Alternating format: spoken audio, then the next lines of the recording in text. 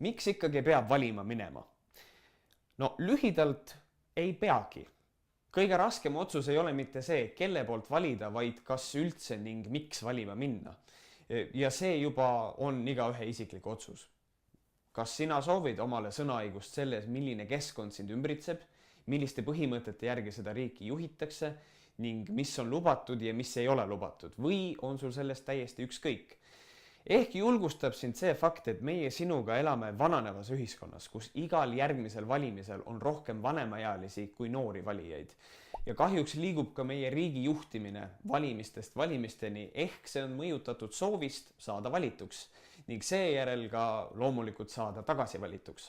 See omakorda tähendab, et suuremale ning lojaalsemale sihtgrupile pööratakse palju rohkem tähelepanu. Neile antakse julgemaid lubadusi ning nende täitmisel ollakse järjekindlamad. Näiteks on vanemaealised valijad lojaalsed.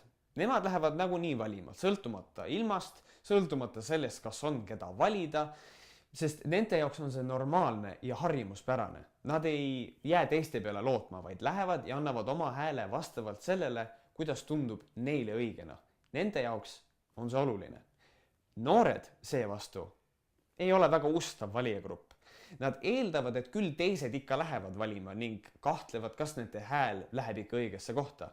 Pigem jätavad nad valimata, sest et 10 päeva jooksul ei leitud sobivat hetke ja valimistega tegelemine on igav, poliitikud on korrumpeerunud, kõik on kinni makstud ja nagunii ei muuda üks hääl ju mitte midagi. Kui Suurbritannias otsustati rahvahääletusel Brexitit ehk siis Euroopa Liidust lahkumist toetada, olid paljud noored tulemuste peale väga šokis.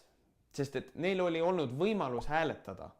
Neil oli võimalus toetada püsimist Euroopa Liidus, kuid nad jäid selle peale lootma, et teised ju lähevad ju ikkagi valima ja teised teevad selle otsuse. Veel kord, valima minek on võimalus, see ei ole kohustus. Samas on see võimalus tõestada, et noortel ei ole ühiskonnas toimuvast ükskõik. Et meil on oma arvamus ning et see arvamus ei ole ostetav kommi või kummi või pastaka eest.